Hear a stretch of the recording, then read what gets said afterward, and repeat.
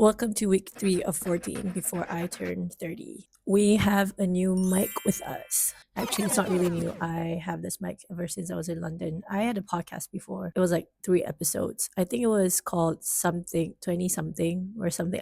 I totally forgot. But I did a podcast just similar to this format where I just talk about my life and the realizations that I've had and trying to change my mindset. And I use this mic, and this mic is making a comeback. I'm not sure if you can tell already. My favorite color is sort of pink mic, pink shirt, pink mug. Actually, it's a bit awkward to have this mic because, like, usually when you're talking to this type of mic, you talk like this, right in front of it, so that your voice can be heard. But then if I do this, it's like blocking my face, and I want you guys to see my pretty face.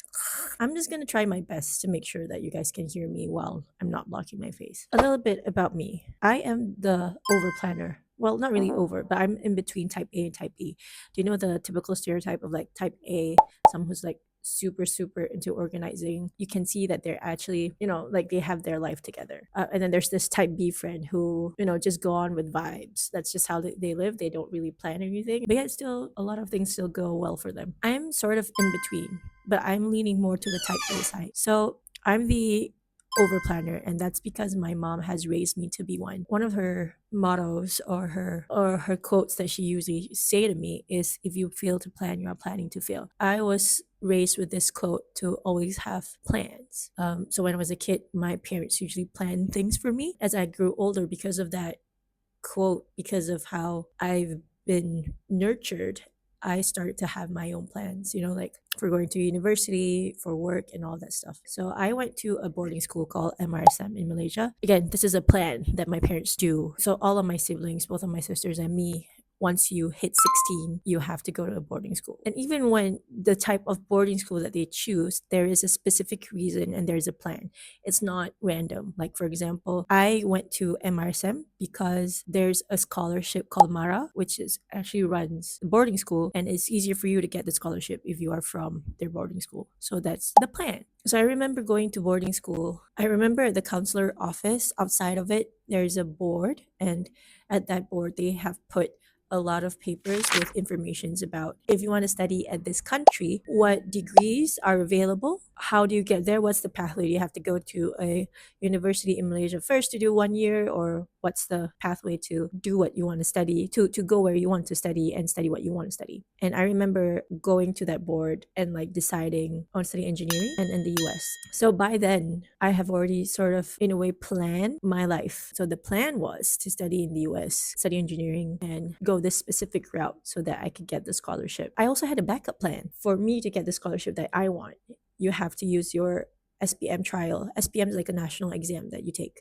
It's like O levels. You have to have specific subjects and specific number of A's. And for my trial SPM, I didn't get an A for my Pendidikan Islam, which is Islamic studies. I got a C. So I had already thought of, okay, this is my backup plan, blah, blah, blah, blah. In the end, my parents have plans as well. So in the end, I still managed to get a scholarship and went through the route that I wanted to go through, which is great. And then during degree as well, I also had a plan. I also planned a lot of my life, like every semester, what classes I'm going to take, because, like you have to take specific classes, specific core subjects, and then electives. I have planned which subjects I want to take, when, and how to best optimize the classes. I have a planner, and I remember having in my room like a wall with like Monday, Tuesday, Wednesday, and like a whole month calendar with sticky notes where I put, this is when I have to do my assignments, or my assignments should be done a bit like 50% for this assignment. At that time as well, I started to be interested in data science. So again, I chose classes that make sense in terms of data science. I even added another degree, which is business analytics, because in the end, I just needed to add one more year to get another degree. I was also the type of planner that planned their vacation. I have an Excel sheet. I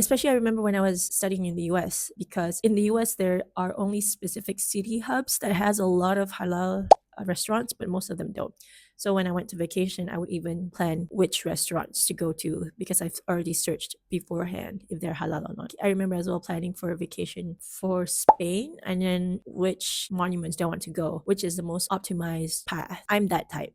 Okay. But still, I would say I'm a pretty much in between A and B. I'm not like full scale psychotic type A, because or else I would have had my life together by now, but I don't. In the last episode, I think I talked about my previous dream job was data scientist, or machine learning engineer. So that's what I've always been interested in. My master's was in fintech, and my applied project was in value and momentum investing in machine learning. And the plan was to work in the UK as a data science or machine learning engineer. It was really hard to find a job that I wanted to do at the time. I mean, I applied, but I didn't get in. But then I got a job in consulting instead.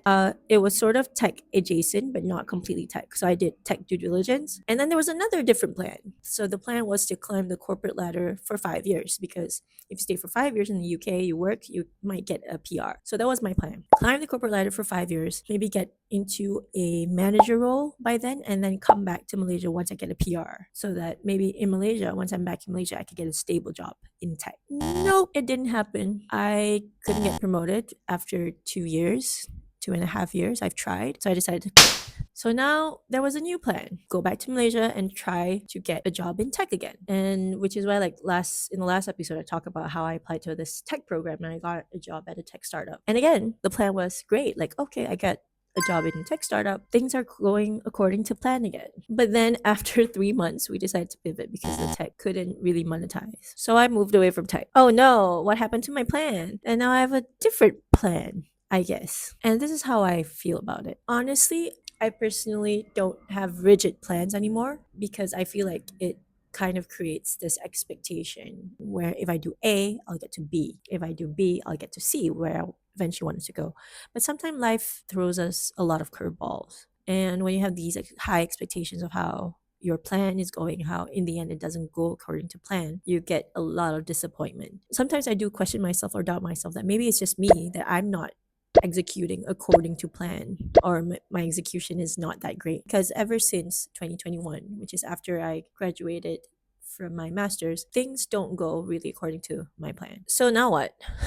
So now for me, I'm just taking one step at a time. I'm not saying you should not plan your future. I think you should. I think planning what you want to do is in a way is important because it gets you focused to what your goals are. But I think sometimes that you have to prepare yourself mentally that sometimes life don't go according to plan, no matter how much you use a Gantt chart or use an Excel sheet or I don't know, use Asana, ClickUp, whatever. Life just don't go according to plan. When I was 20 years old, my plan was to be a data scientist and machine learning engineer and do a lot more coding, and if possible, maybe get into Fang one day. Is it still called Fang? I think it's Mang now or something.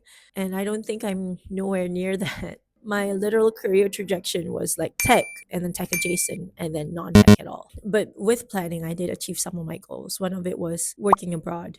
So I got the opportunity to work abroad in London. But I would say it also did give me a bit of a grief or disappointment. Would I have still taken the job in London knowing what I know now? Maybe not. I don't know. But the time has passed. And instead of lulling around of what could have been, I should just accept and move on and appreciate the lessons and the experiences that it has given me. I mean, I'm pretty sure no one predicted COVID either when it was 2020. And I don't think anyone planned for COVID as well. Should we continue to dwell on our unsuccessful plan and be sad? Or should we accept that it's sad and disappointing, but move on and try to get back into the game? Again, happiness is a choice. And even if life doesn't go according to plan, that's okay.